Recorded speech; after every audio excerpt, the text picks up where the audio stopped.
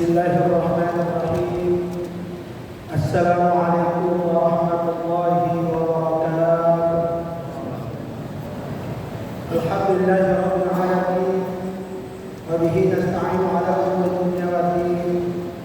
Wassalatu wassalamu ala asyrafil anbiya'i wal mursalin sayyidina Muhammadin wa ala alihi wa sahbihi ajma'in. Amma ba'd. Kaum muslimin dan muslimat, jamaah tarawih yang insyaallah rahmati Allah Subhanahu wa taala.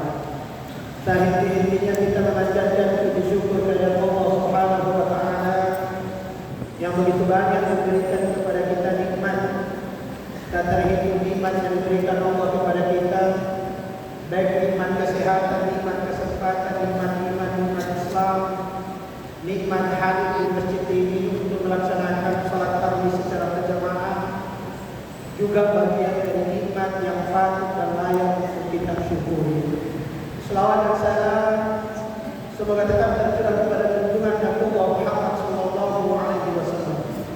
Kaum muslimin dan muslimat, jamaah takziah insyaallah rahmat Allah Subhanahu wa taala. Panitia telah mengamanahkan tema yang kita akan bahas pada malam ini adalah ibadah puasa sebagai sarana meneguhkan keutuhan dan menebarkan kedamaian.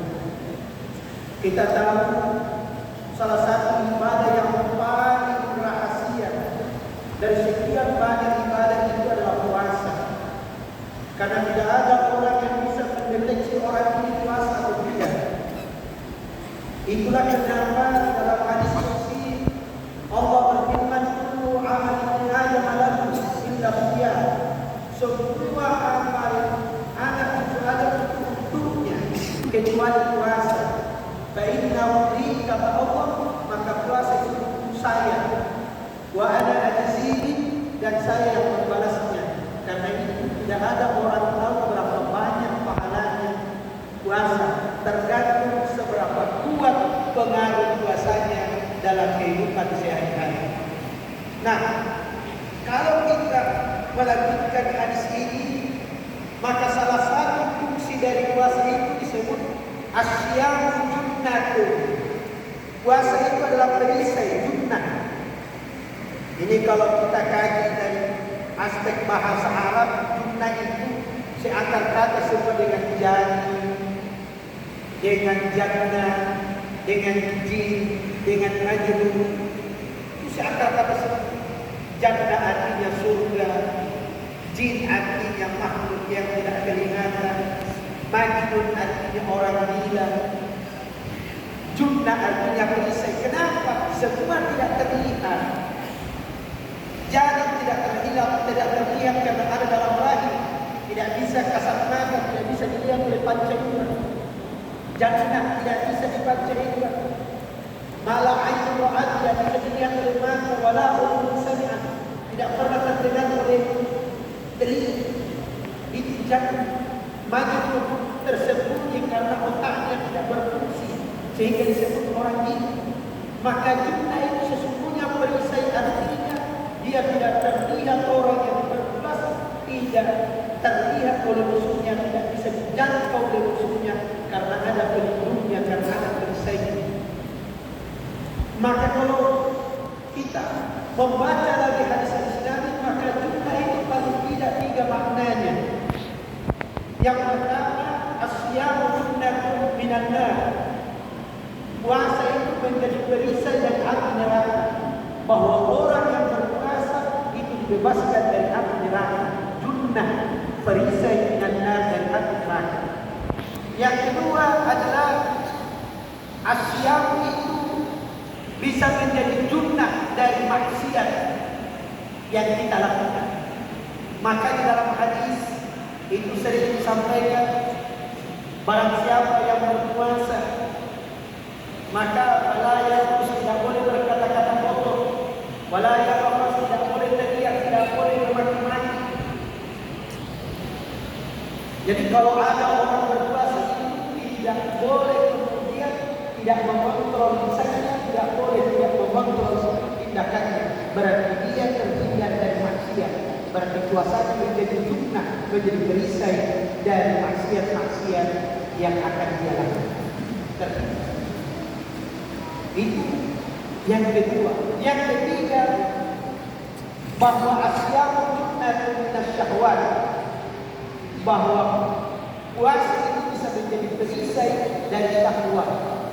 Coba seringkali disampaikan oleh guru kalau menikahkan, ya ma'syarab syabab, wahai anak-anak muda, man istata'a minkumul ba'a, siapa yang sudah mampu biaya, falyatazawwaj, menikahlah. Kenapa? Fa innahu ahsanu lil farji, aghaddu lil basar wa ahsanu lil farji, bisa menjaga pandangan, bisa menjaga kematian. Tapi bagi yang tidak punya biaya, waman lam yastati, yang tidak punya biaya, fa alaihi siyam, maka wajib baginya berpuasa.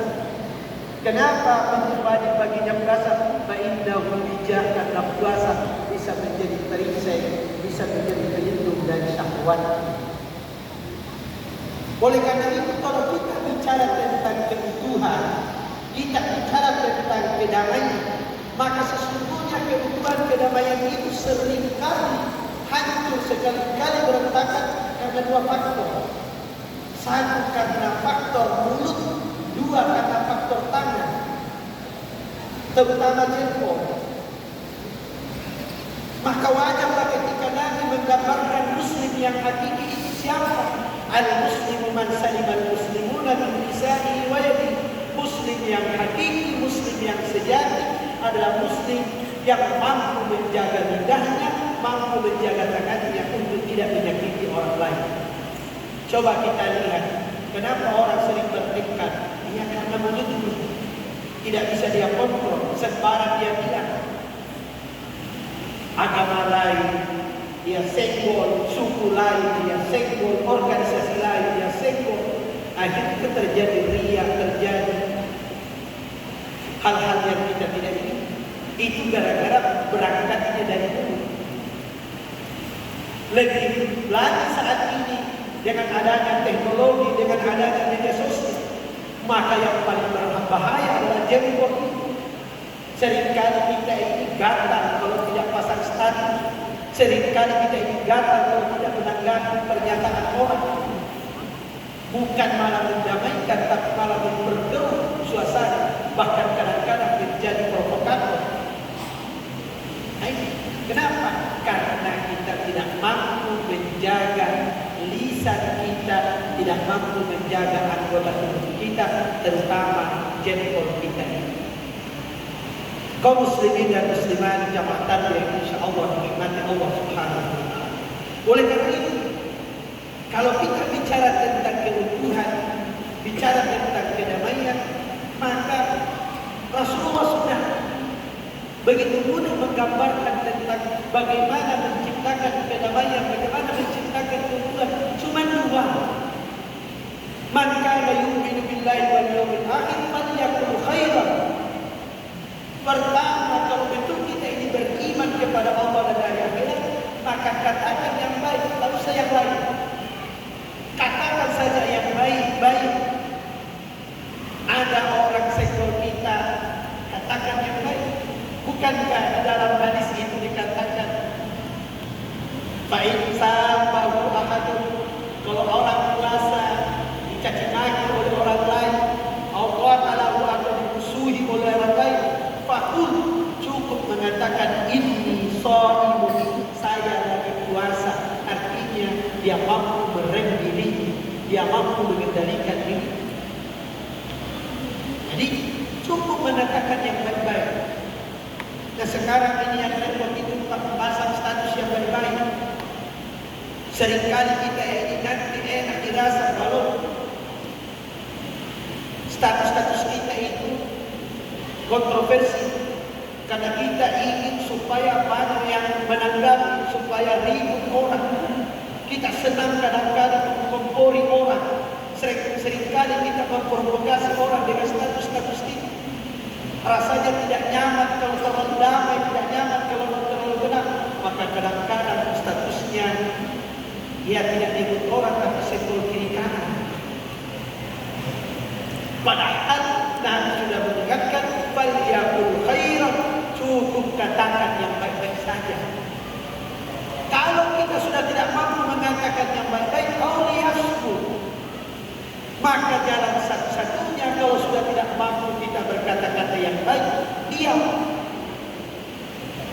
Mungkin itulah yang dilakukan oleh ulama-ulama kita. Ketika di sebarang, di komentar, dia lebih baik memilih dia. Orang-orang tua kita disenggol kiri kanan, dia hanya dia. Kenapa? Karena jangan sampai kalau dijawab bukan malah menyelesaikan masalah, tapi bisa menambah masalah, bisa memperkeruh masalah. Maka yang biasa dilakukan oleh orang-orang tua kita, oleh ulama-ulama kita, oleh tokoh-tokoh kita, ketika senggol kiri kanan, maka dia memilih untuk liasmun, untuk diam. Inilah yang perlu kita renungkan, yang perlu kita kaji. Jangan sampai kita ini masa sekedar berlaku, tapi tidak mampu menjadikan puasa itu sebagai pengehan hawa nafsu. Padahal esensi daripada puasa itu adalah al-insan atau sukunun nafsi anil ammarah bisu. Bagaimana mengendalikan nafsu ini agar tidak terjerumus pada hal-hal yang tidak baik, pada hal-hal yang negatif. Itu esensi dari puasa. Jadi kalau ada puasa orang hanya mampu menahan dari lapar dan dahaga, itu anak SD. Anak SD sudah bisa menahan lapar. Anak SD bisa menahan dari minum. Anak-anak kita masih kelas 3 SD full puasanya, kelas 4 SD full puasa. Tapi kita sebagai orang tua tidak cukup sekedar menahan dari lapar dan haus. Tidak cukup hanya menahan dan mengendalikan diri dari hal-hal yang membatalkan puasa, tapi lebih dari itu, bagaimana menundukkan hawa nafsu kita supaya bisa terkontrol apapun yang ingin kita katakan dan apapun yang ingin kita lakukan. Dan terakhir, dampak dari puasa yang kita lakukan itu pasti adalah muwafaqatul fuqara. Bagaimana kita kemudian mencintai dan berempati peduli terhadap orang-orang miskin, terhadap orang-orang fakir.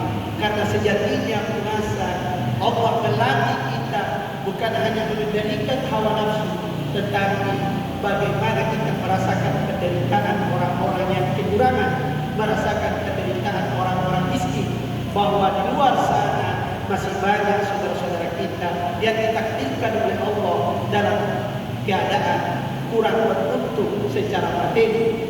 Maka kita kemudian didorong supaya kita ikut merasakan, dan pada akhirnya bukan sekedar merasakan, tapi mewujudkan rasa itu dalam bentuk kepedulian dengan berbagi kepada sesama. Mudah-mudahan puasa kita bukan sekedar puasa ritual, tetapi puasa kita menjadi puasa yang substantif, puasa yang esensi, menundukkan hawa nafsu dan peduli terhadap orang lain, sehingga kebutuhan dan kedamaian itu tetap terjadi di wilayah kita, khususnya di kota Kendal ini. Terima kasih dan mohon maaf atas segala kekurangan.